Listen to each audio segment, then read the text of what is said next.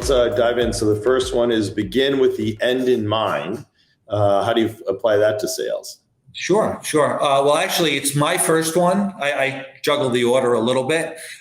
Stephen Covey, I think, started with be proactive. I start with beginning with the end in mind because I think it's really important to know what you're aiming for, right? What's your vision?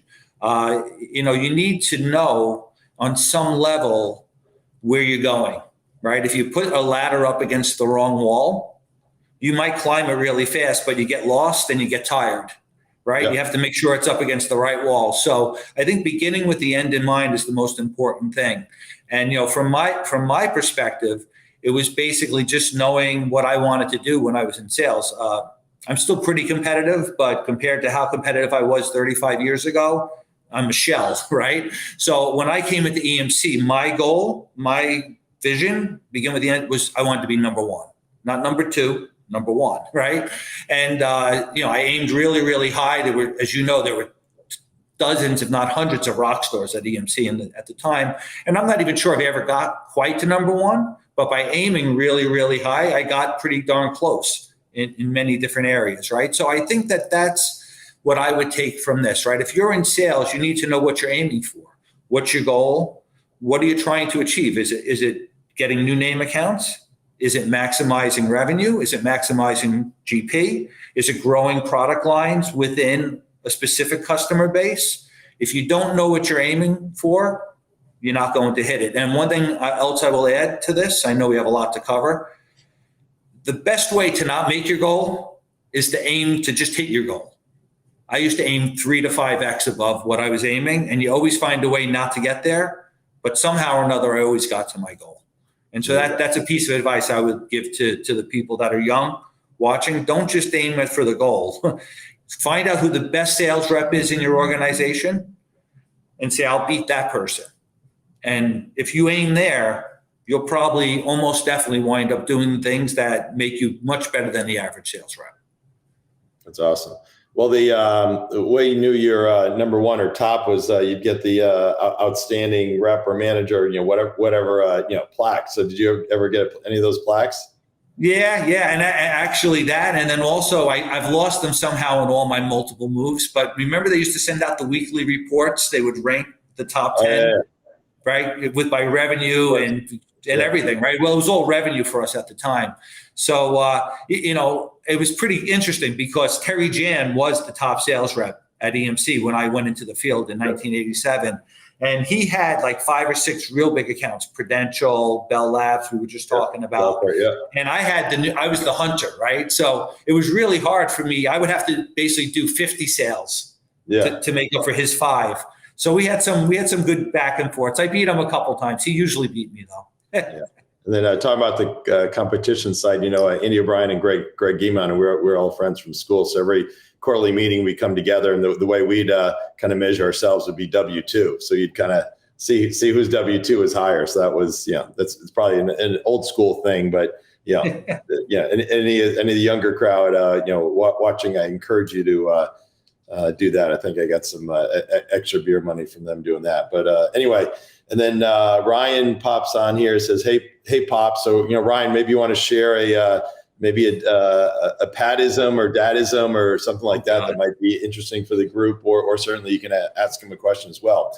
So the number 2, your number 2, which was Steve Covey's number 1, is throw the firewood in first, which is about being proactive. And I know there's a customer account, which I forgot if you're allowed to say or not, but I'll let you explain your number 2. Sure. Well, be proactive, right? From my and that's Stephen Covey's words. I say put the firewood in first, right? So you have to make the investments, but I could almost divide that into 2 parts, right? Be proactive means just doing everything you can, right? Are you making enough calls? Are you seeing enough people? Are you using your senior management and your technical team properly? Are you asking people for references? Right? Whether it's email references. Back in our day, it was actual letter of references we would get, right? And from a proactive standpoint, in a client example, what has turned out to be one of our biggest clients, it actually started by just in an HPE sales conversation, one of the managers mentioning that they were having a problem with this monitoring tool, which I had never heard of, couldn't spell. It winds up being Nagios, and that they needed help. They were working a deal with another partner, not CPP, another partner, and I offered to help solve the problem at no cost. So I had one of our smart technical people. Certainly I couldn't spell it, but we had people who understood what it was. He helped. We went into our extended 1099 team and helped them solve the problem, enabled a $3 million deal for another client of HPE, another partner, another client of HPE. And then we had their attention. And then we did it again on a storage area network where we helped displace Cisco with Brocade. We did that for free. That's probably a $30,000 assessment. And then, after that, had the complete trust, got mapped into deals, $10 million plus worth of business has ensued over the years. So it's just a matter of being willing to throw the firewood in first and to make investments and see what good happens from there. Wow, fantastic. And thinking about combining those two, being proactive and the end in mind, just from a tactical sales perspective, just putting also in writing to the customer, recapping kind of where they're at, what's going on, and kind of what are the steps that need to happen in order to get the order, right? Which ultimately the ultimate end in mind is getting the order. And how many times do people not do that these days? Anyway, so your number 3 is think win-win. What's that? It's a couple of different things. Basically, the only way to get absolutely fired from CPP is for a sales rep to knowingly do the wrong thing for a client, right? You're not in this business for 36 years. I'm in my 36th year if you're not focused on long-term relationships, right? So for me, part of the reason I started my own business, as you know, as great as EMC was, they were highly, highly focused on quarterly results, right? Once they went public in 88 or whatever year it was, right? Highly focused on that. If not monthly and weekly, but yeah. But for me, right? For me, I wanted to do the right thing by the client, whether it was the end of the quarter, the first day of the quarter, 6 months from now. So that was part of the impetus, even though I was doing really, really well at EMC, for me to leave, because people thought I was crazy when I left EMC, and maybe I was. But the bottom line is that it's worked out pretty well for me to look for win-win relationships. So I think it was it was the Ferticus CEO, right? I looked at some of your old transcripts. He basically said there's 2 winners in every relationship, right? So there's the person who wins the deal. There's also the person who realizes that this isn't good business for them and leaves early. And that fits in a different way to the win-win scenario.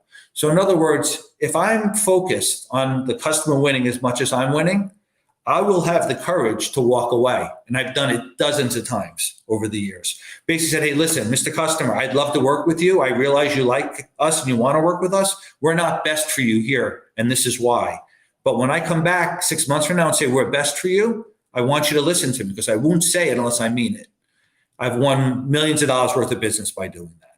That's awesome. Andy O'Brien also has a write up in the book, You Go To Sales Advisor, about finishing the value of finishing number 2. And even if you can get in your scenarios, kind of you don't get anything, but even if you can just get a small piece of the business, that's a foot in the door, and then that's an investment that then likewise you can reap rewards from down the road, helping out the customer in that win-win situation.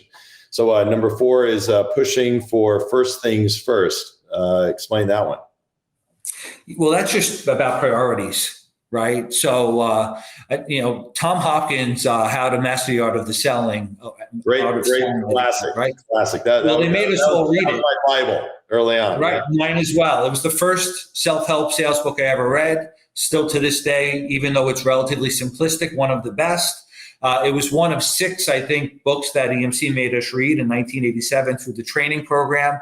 And in there, he talks about many, many good things. But one of them is, I must do the most productive thing possible at any given moment. Right. And I know you had it drummed in you just like I did. The bottom line is, put first things first is doing the most productive thing. So we encourage both our sales and our technical team to make a list every day.